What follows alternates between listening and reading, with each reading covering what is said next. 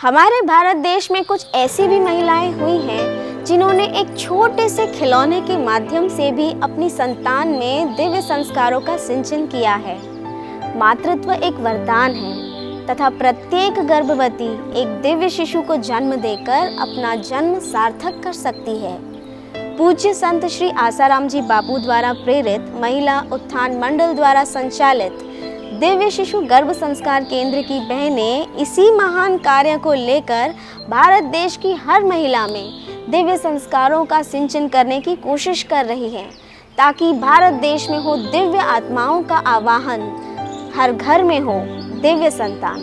दिव्य शिशु गर्भ संस्कार केंद्र का पैगाम भारत देश के हर माता पिता के नाम।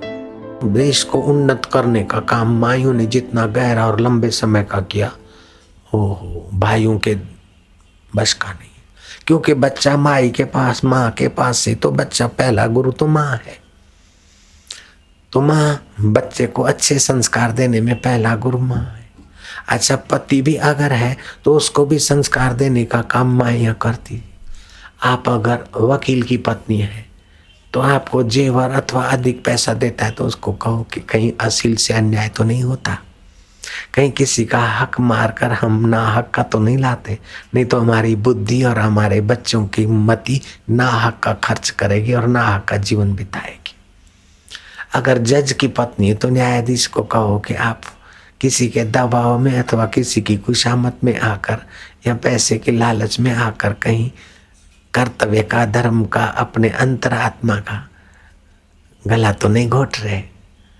आप पतिदेव हैं, मुझे सादी साड़ी चल जाएगी, मुझे रेशमी साड़ी नहीं होगी तो चलेगा, मेरे लिए बड़ा बंगला नहीं होगा तो चलेगा, लेकिन बड़े में बड़े प्रभु की प्रीति और आपका मंगल, इसी में मेरा मंगल है। ऐसा करके अपने न्यायाधीश पति को भी प्रेरणा दे सकते। आप कथा वार्ता करते तो पुजवाने की लालच से तो नहीं करते, पैसे कमाने की लालच से तो नहीं करते। स्वांत सुखाए परहित सुखाए, फिर रोजी रोटी तो अपने आप भगवान देता है, सेवक करते सेवा। इस प्रकार आप करोगी तो भारत इतना ऊंचा हो जाएगा कि विश्व का मार्गदर्शन करेगा। माताएं साथ दे, आप लोग थोड़ा साथ दो। हमारा संकल्प है कि भारत विश्व की अगवानी करे।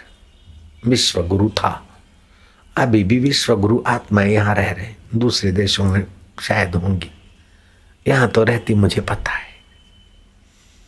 तो विश्व गुरु की संतानें तुम हो तो फिर ये भारत विश्व गुरु हो जाए तो क्या बड़ी बात है, क्या आश्चर्य है, क्या असंभव है। Nothing is impossible, everything possible.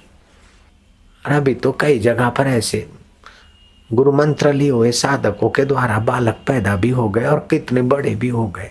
कई बाल संस्कार केंद्रों में भी जाते और कई स्कूलों में भी चमकते रहते। लेकिन अभी होंद्या, कोई मंत्री बनेगा बापू का साधक, तो कोई कलेक्टर बनेगा, तो कोई उद्योगपति बनेगा, कोई दूसरे संतों के भी होंगे, अकेला मेरा थोड़ी सभी का। अब देखना भगवान के प्यारे संतों के शिष्यों का राज आएगा, देख लेना। चाहे कोई भी संत हो, सच्चे संतों के शिष्य भी तो सच्चे बनेंगे, ऊंचे बनेंगे। बीजारोपण भी हो गया, पेड़ पौधे भी हो गया, फलित होने वाले। आप देखते नहीं पिछले 8-10-12 साल से कैसा आध्यात्मिक वातावरण आ गया। तो इस सत्संग की रुचि पैदा करता है तो वो सच्चिदानंद प्रकट होना चाहता है, अपनी लीला भारत में प्रकट करना चाहता है ना। बिल्कुल सीधा गणित है।